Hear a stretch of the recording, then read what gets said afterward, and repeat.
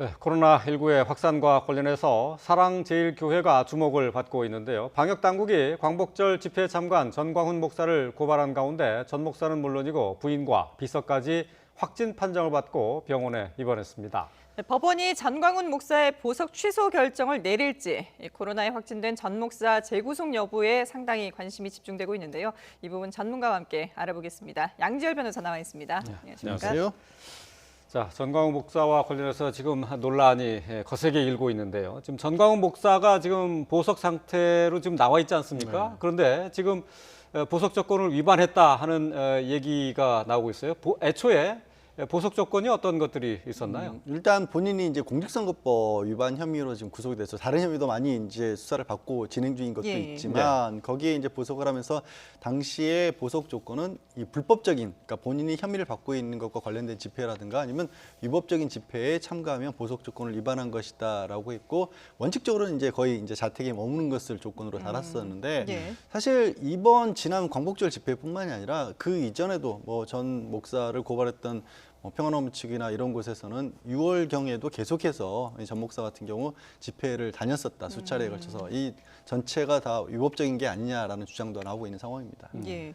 그러면은 이 보석 취소에 해당하는 그 조건들 중에 전 목사가 그 위반한 거는 뭐 이런 집회에 참가했다는 것만 해당이 되는 건가요? 일단 지금 문제가 되고 있는 가장 대표적인 이제 광복절 집회가 아무래도 문제가 예. 될 것으로 보입니다. 이 광복절 집회가 문제가 되는데, 이 광복절 집회가 불법적인 집회냐를 가지고 아마 이제 보석 심사, 취소 심사라는 데 있어서 좀 논쟁거리가 될 것으로 보여요. 네. 왜냐하면 저는 애초에 이 광복절 집회 30여 개 중에서 한 2개 정도를 법원이 허가를 해줬는데 허가를 해준 집회를 참가를 한 그런 상황이거든요. 네.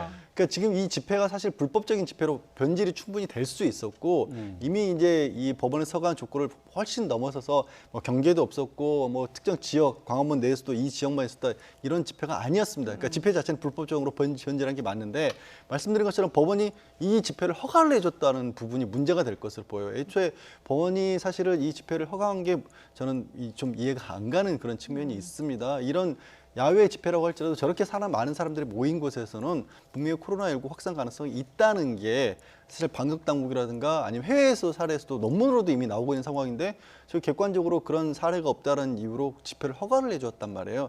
그게 아마 법원 입장에서도 걸림돌이 될 것인데, 말씀드린 것처럼 이미 당시에 충분히 불법적으로 볼 수 있는 집회로 변질된 상황이었기 때문에 네. 보석 취소를 해야 되지 않을까 싶습니다. 예. 예. 지금 뭐 보석 조건을 뭐 글자 하나하나 따라가다 보면은 지금 불법 집회 여부, 그다음에 이제 재판적인 사건과 관련 있는 집회였는지 이 두 가지가 쟁점이 되는 것 아니겠습니까? 네, 근데 그렇습니다. 일단은 이 두 가지의 뭐 형식상으로는 해당이 안 된다, 이렇게 봐야 되나요? 어떻습니까? 불법적인 집회, 그러니까 말씀드린 것처럼 두 개가 다 겹쳐야 되는 건 아니기 때문에 네. 광화문 집회 자체가 불법적인 집회로 이미 변질이 돼 있는 상황이었다고 한다면 네. 여기 참가하는 게 이제 그 보석 조건을 위반한 게 되고요. 아마 이제 거기에 더해서는 지금 뭐 그렇게 자유롭게 왕래를 하면서 계속 뭐 제가 말씀드린 것처럼 여러 가지 집회 같은 걸 네. 참석을 하고 또 뭐 주도를 했다라고 한다라면 예. 본인이 단순 참석이라고 보기가 어렵잖아요. 예, 여기서도 그런 부분들이 충분히 고려가 돼야 하지 않을까. 다만 예. 이제 보석 취소를 하더라도 수감을 하기는 어렵겠죠. 이거는 근데 방법이 있습니다. 그러니까 보석 취소를 하고 구속을 하더라도 집행정지 상태에서 병원 치료받을 때까지만 병원 내 격리를 시켜야 되는 거죠. 네. 그러니까 그걸 때문에 뭐 아예 보석 취소가 안 된다 이럴 건 아니고요. 예. 보석 취소 어차피 이 구속 집행정지 자체도 법원이 직권으로 할 수 있는 거기 때문에 보석 취소를 하되 구속은 이 치료가 마무리될 때까지만 집행정지해서 병원 내 일정 장소를 격리를 시키는 방법으로 예. 하면 됩니다. 지금 화면에 이제 형사소송법상 보석 취소 경우를 지금 열거를 해놨는데요. 지금 뭐 빨간 줄로 이렇게 해놓은 게 이제 지금 전광훈 목사와 관련돼 있는 부분이라고 할 수 있겠습니다. 나머지 부분들도 역시 이제 보석 취소 사유가 되는데, 지금 뭐 전광훈 목사와 관련해서는 법원이 정한 조건을 위반할 때 이 경우만 지금 살펴봐야 되는 거죠. 그게 가장 명백하게 나오기 때문이죠. 예. 뭐 도망이나 죄증인멸 우려녀 같은 경우도 감염 생각은 해볼 수가 있습니다. 근데 지금 이제 새롭게 왜 생각해 볼 수가 있냐면 감염법 위반에 관한 법률 위반 문제도 지금 제기가 되고 있는 상황이기 때문에, 하지만 이게 법은 형식적으로 일단 절차적으로 지금 구속을 시킨 혐의와 관련된 부분들을 따져봐야 하기 때문에 지금 구속을 시킨 범위와 관련해서 예를 말씀드린 것처럼 공직선거법에 관해서 위반 혐의, 그러니까 증거를 인멸한다거나 이런 걸 찾기는 어렵거든요. 예. 다만 이제 감염병과 관련돼서는 뭐 추가적으로 말씀을 나눌 수가 있겠지만 이 뭐 사랑제일교회 관련돼서 여러 가지 문제들이 제기가 되고 있어서 사실은 뭐 새로운 구속영장을 청구하는 것 자체도 생각해 볼 수 있을 정도의 상황입니다. 예. 지금 뭐 좀 전에 그 재수감 가능성에 대해서 지금 당장은 높지 않지만은 뭐 병원에서 격리하는 것으로 대신할 수도 있다고 했는데 지금 코로나19에 감염된 상황이라 그렇게 해야 된다는 얘기죠. 그렇죠. 그러니까 제가 그 말씀을 드리는 예. 이유는 뭐냐면 일각에서 이게 지금 코로나19 확진이 됐기 때문에 보석 취소 자체가 어려운 거 아니냐. 그러니까 보석 취소해서 수감시키는 것 자체가 어렵지 않느냐. 예. 왜냐하면 수감 시설에 이 뭐 전 목사를 감금을 했을 경우 또 수감 시설 내에 이 감염 우려가 있기 때문에 그렇죠. 그래서 마치 보석 취소가 불가능한 것처럼 뭐 지적을 하시는 분들도 있어서 네. 그 부분에 대해서 제가 말씀을 드린 겁니다. 보석을 취소시키고 네. 원칙적으로 구속 상태에 두되 다만 이 법원이 또 구속 집행정지도 직권을 할 수가 있거든요. 예를 들어서 그러니까 수감 중인 사람들 같은 경우도 병원 치료를 위해서는 이 집행정지를 시켜서 병원 내 딱 그 병실만 지정을 해서 그 사실상의 구속 상태를 이어갈 수가 있거든요. 예. 그런 방법을 충분히 쓸 수가 있다는 거죠. 그러니까 아예 뭐 그리고 이제 심리도 하지 그게 말고 치료가 완전히 끝난 다음에 바로 수감할 수 구속하면, 있는 예, 그렇게 방법이 되는 있다는 거죠. 예. 거군요. 예.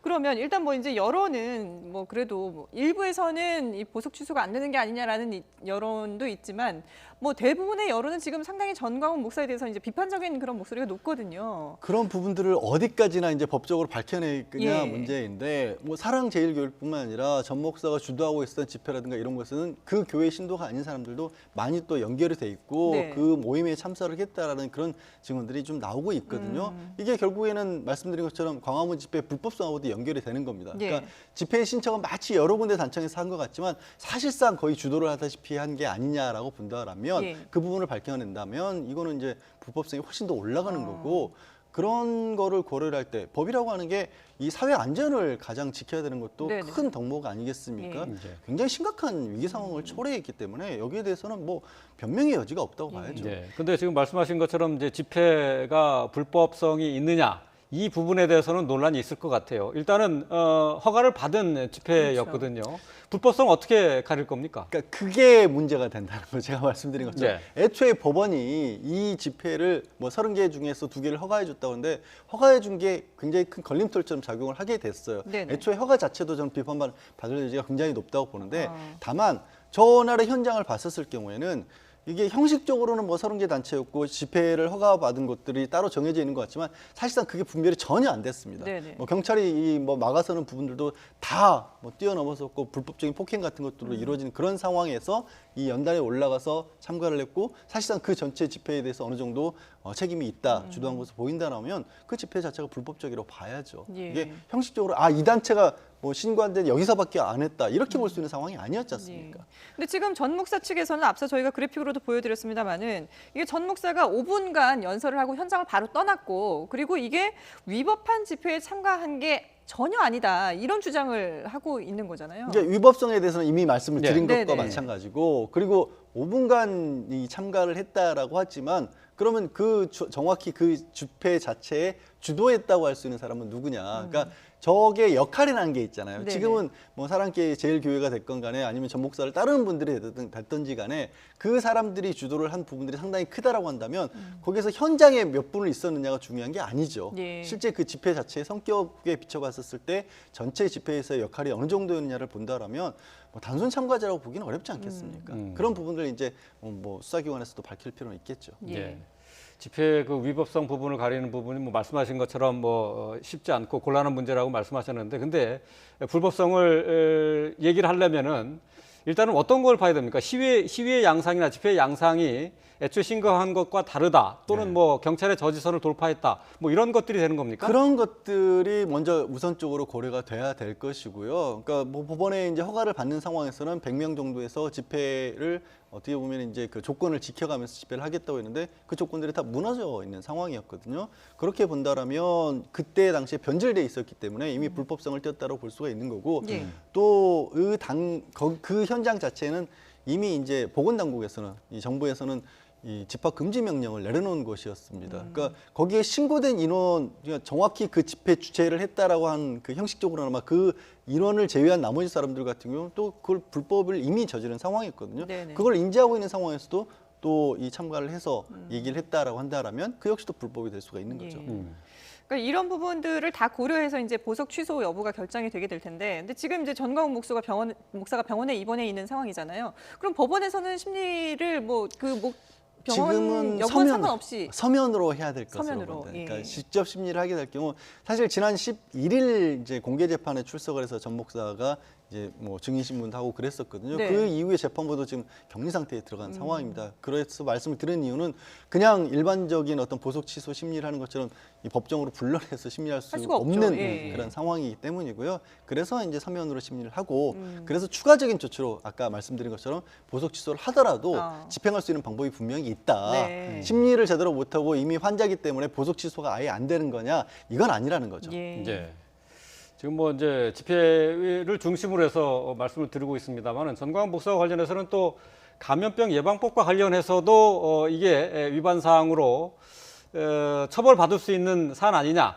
이렇게 지적되고 있어요. 가장 먼저 지적이 나온 게 본인도 자가격리 대상이었다라는 겁니다. 그러니까 이미 보건당국에서는 지난 13일 전후로 해서 이 재난 문자를 보내서 이 집합 금지라든가 출석 집회 같은 것에 참석하지 말고 자가격리를 하고 또 이 선별 진료에서 진료도 받아라는 문자를 보냈다고 하는 건데 다만 몇 가지 이제 엇갈리는 주장들이 좀 있습니다. 네. 그 재난 문자를 보낸 대상에 또 하필이면 전 목사 개인 전화번호는 없었던 걸로 보인다라는 그런 얘기도 있고 뭐 직접 통지를 한 시각 자체가 어떻게 보면 좀 뭐 집회 이후였다라는 주장도 나오고 있긴 한데 네네. 그러나 또 집회에서 직접적으로 뭐 자가격리와 관련된 발언을 했다는 증거도 나오고 있고 이런 것들은 이제 말씀드린 것처럼 보석 취소를 하는 과정에서 다 서면으로 좀 다투어야겠지만 네. 그런 것들을 종합해 봤을 때 전 목사도 알고 있었던 게 아니냐. 충분히 아니 담임 목사로 어쨌든 지금 있는 상황인데 신도들 전체들을 대상으로 해서 이 지금 재난 문자가 갈 상황이라면 네. 거기에 대해서 나는 개인적으로 휴대전화 번호가 내 번호가 빠져 있어서 몰랐다라는 얘기를 하기는 좀 어렵지 않을까요?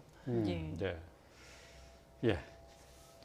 자, 지금 보면은 이 전광훈 목사, 본인도 자가격리 대상이었다 이런 논란이 있지만 확실한 거는 신도에게 검사를 받지 말고 미루라, 집회 이후에 검사를 받으라라고 미루라는 부분은 또 이게 상당히 문제가 되지 않겠습니까? 그 부분에서 뭐 일부 지금 외부에서의 진술들이 좀 나오니까 지금 뭐 언론사의 제보를 네네. 들어와서 저희 YTN에서도 계속 이제 보도를 하고 전 목사 있는데요. 본인이 직접 했는지는 아직 밝혀지지 예. 않았지만 굉장히 놀라운 지금 상황이죠. 제1교회와 관련된 분이 이 진료를 몸이 좋지 않아서 진료를 받으러 가야 됐더니 이게 진료를 해서 만약에 확진이 된 게 알려지게 되면은 이 어떻게 보면 빌미가 될 수 있다. 집회를 막는 네네. 빌미가 될 수 있기 때문에 집회가 끝난 다음에 검사를 받더라도 받아라. 그러면서 감기약 정도만 먹어라라고 했던데요. 굉장히 충격적인 상황이죠. 이게 어느 정도 어떤 정도의 의사결정 과정을 거쳐서 내려온 건지 모르겠지만 예. 일부라도 그런 식의 어떻게 보면은 이 감염병을 막는데 방해 행위가 있었다면 이건 명백한 처벌 대상이 되는 거죠. 거짓 진술을 하도록 교사한 것이기 때문에 감염법의 정면으로 위반이 되는 거고요. 이건 뭐 형사처벌이 당연히 돼야 되는 상황입니다. 예. 뭐 코로나19와 관련해서 전광훈 목사에 관련된 내용은 자가격리 위반에 관련돼 있는 것, 또 그리고 이제 신도의 명단을 정확하게 제출하지 않았고 또 검사를 말씀하신 것처럼 지연시킨 그런 여러 가지 이제 주장들이 나오고 있어요. 네, 그 부분이 연결이 되는지는 아직 수사를 해봐야 되는 거죠. 예, 물론 그렇죠. 근데 가장 이제 먼저 자가격리 위반이냐 하는 부분에 대해서는 사랑제일교회 측의 주장과 또 방역당국의 주장이 서로 달라요. 그러니까 자가격리 통보를 받지 않았다 이렇게 예. 주장하고 있거든요.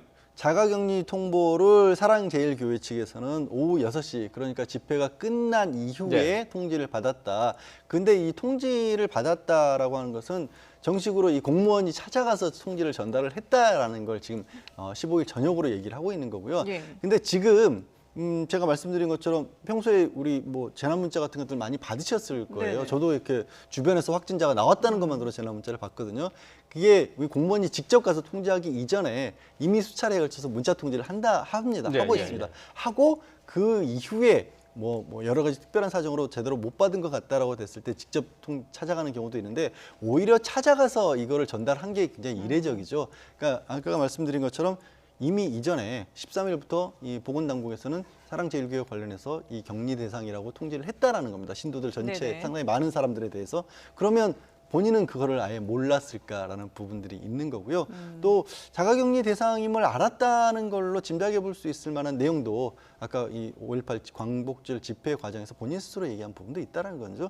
이런 부분들을 이제 종합해서 판단을 해야겠죠. 아, 그래요? 그러면은 문자 통보가 자가격리 명령을 전달한 거나 똑같은 효력을 갖는다고 그럼 봐야 되는 지금은 겁니까? 그렇게 하고 있죠. 자가격리 대상을 결국 인지했느냐? 자가격리 대상이라고 하는 것은 보건당국에서 이미 확정이 되는 거고, 그 다음에 그거를 상대방에게 알려주는 게 문자 통지를 냈던 뭐 어떤 방법이 됐든지 간에 이미 본인이 그걸 통해서 알았다면 확정된 자가격리 대상인 걸 본인도 인지했다는 게 확인이 되는 거지. 그걸 뭐 어떤 방법으로 전달했느냐에 따라서 이게 법적으로 효력이 나온다 안 된다 이런 건 아닌 거죠. 아니, 그러니까 문자 통보가 개인한테 이렇게 직접 주는 것이 아니라, 그러니까 일반적으로 많은 사람들한테 주는 문자 통보 요즘 많이 받잖아요. 네. 그거로도 충분히 뭐 효력이 있다라고 보시는 거예요? 그거는 일반적으로 제가 말씀드린 건 재난 문자처럼 주변에 확진자가 나왔다는 통지가 아니라요. 네. 개인에게 당사자는 본인은 지금 자가격리 대상입니다라고 별도 통지가 갑니다. 그걸 받았다고 한다면 그걸 부인할 수 없다는 아, 거죠. 그래요? 예, 그 근데 전에 이제 그 이후에 이게 서면으로 전달을 직접 하지 않았더라도 그거로 그렇죠. 충분하다 예, 이거죠. 예. 그리고 이제 그게 지금 문제는 전 목사 같은 경우는 또 그 명단에 휴대전화 전체 신도 명단에 또 개인 전화번호는 빠져 있다라고 하지만 그러나 그 상당수 많은 뭐 본인의 교회 교인들이 그런 문자를 받았다고 한다라면 네. 그 상황에 대해서 인지가 안 돼 있다라고 보기 어렵다는 겁니다. 예. 네. 근데 지금 뭐 말씀을 나누다 보면은 전광훈 목사가 받고 있는 혐의들이 상당히 여러 가지가 되거든요. 네. 그럼 이걸 다 한꺼번에 처벌을 하는 겁니까? 어떻게 되는 건가요? 일단 사업적으로 어느 처리가? 정도까지 그 뭐 지금 나오고 있는 게 워낙 여러 가지 얘기가 예. 나오고 있죠. 신도가 출석하는 것을 방해했다. 이것도 과연 그럼 전 목사도 알고 있었을까? 네. 거기에 대해서 지금 사랑제일교회 측에서 제출한 명단도 좀 엉뚱한 이름들이 포함이 돼 있어서 전혀 이 사랑제일교회에 가지도 않은 근처에도 가지도 않은 사람들이 이 보건당국으로부터 이 감염병 이 검사를 받아야 된다는 통보를 받고 있다는 얘기도 나오고 있고 네. 근데 이것들은 이제 초기 의혹이긴 합니다. 그래서 그런 부분들이 확정이 되고 전 목사가 그 부분에 대해서 책임을 져야 되는지까지 확정이 된다라면 그런 전제하에서 감염병 위반과 관련해서도 지금까지와는 달리 거짓 진술을 했다는 부분, 이 역학조사를 방해했다는 부분 이런 것들을 추가적으로 이제 수사를 받고 재판을 받아야 되는 상황이라는 거죠. 예. 네. 전광훈 목사가 그러니까 이제 감염병 예방법 위반과 관련해서는 지금 역학조사를 방해했다 하는 뭐 혐의도 받고 있는데 말이죠. 이 부분은 상당히 중하게 처벌된다고요? 지금 징역형으로도 2년 이하의 징역형이 나오고요. 뭐 거짓 서류를 제출한 것도 마찬가지로 처벌이 됩니다. 그거 그러니까 역학 말씀드린 거 하나하나가 다 별개의 혐의인 거거든요. 네네. 지금 구속된 것은 공직선거법 위반하고 명예훼손과 관련된 부분이기 때문에 그거 말고 이제 새롭게 수사를 받아야 될 것들에 관해서만 해도 이 몇 가지가 나오고 있는 상황입니다. 예. 본인도 자가격리를 만약에 위반했다면 이것도 역시 처벌 대상이 되는 거고요. 근데 지금 전광훈 목사 본인 그 자체도 문제지만 교회 측이라든지 신도들도 지금 방역 당국의 그 협조를 하지 않는 경우들이 네. 많이 있거든요. 지금 뭐 검사를 받다 도망가기도 하고요. 그러니까 자가격리 거부도 벌금형이 예. 되는 거고요. 자가격리 거부를 한 거를 떠나서 적극적으로 방해 행위를 하는 데 있어서 가담한 사람들이 분명히 있을 겁니다. 뭐 이게 아직 책임이 있는지 없는지는 알 수가 없지만 전 목사 혼자서 이 모든 일을 다 하진 않았잖아요. 네네. 그러니까 명단을 만약에 허위로 제출했다면 그 허위 명단을 만들어낸 사람들이 있을 것이고요. 거기에 또 그것 자체가 이제 거짓 서류 제출하는 거에 공범이 되는 거고 그런 식으로 하나하나가 다 책임을 져야 될 소지가 생기는 거죠. 예. 그 검사를 지연하거나 또 거부한 교인들 같은 경우 별도로 그러니까 벌금 뭐 또는 200만 뭐 원 이신 이하의. 구속 뭐 이런 것도 있나요? 구속까지 지금 뭐 그러니까 자가격리에서 이탈했을 경우에 네. 그걸 가지고 구속시킨 사례는 있었는데 아직 거부만으로 뭐 구속까지 간 경우는 없고 법정형 자체도 구속을 시키기는 어려운 그런 상황이 있지만 예. 말씀드린 것처럼 그거를 떠나서 직접적인 어떤 방역 행위에 대한 예방 행위에 대한 방해 행위라고 볼 수 있다라면 이제 신병 구속까지도 예상해 볼 수가 있겠죠. 그러면은 지금 뭐 이 검사 병원 이송하기 전에 도망간 교인이라든지 이런 부분들은 벌금형에 지금은 벌금형 벌금형이군요. 그 단계, 그러니까 예. 단계마다 좀 달라집니다. 네네. 자가격리가 아니라 단순하게 이제 검사를 본인이 거부했다는 네. 것과 검사를 받고 확진이 돼서 격리 대상인데도 불구하고 또 뭐 지금 그 이탈했다는 예. 부분은 또 달라지고요. 거기에서 더 나아가서는 적극적으로 방해 행위를 해서 뭐 허위 명단을 제출했다든가 아니면 다른 사람들로 하여금 본인이 이걸로 인해서 감염될 수 있다는 것을 알면서도 이 감염이 될 수 있는 것에 대해서 어떻게 보면은 과실을 가지고 감염을 시켰다든가 이런 부분들까지도 다 각자가 더 별개의 처벌 대상이 될 수 예. 있습니다.